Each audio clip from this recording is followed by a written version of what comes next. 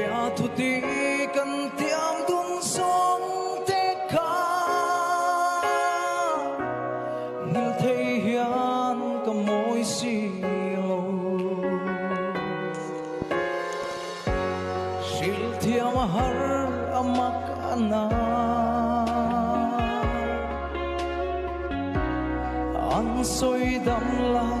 than thim theng meu chu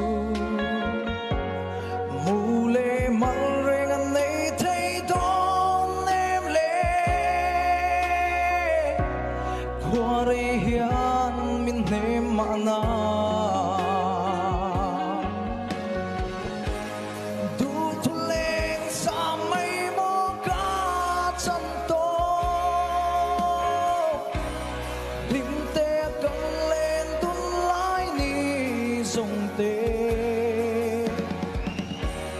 lệ cần chuan tang lệ muan song te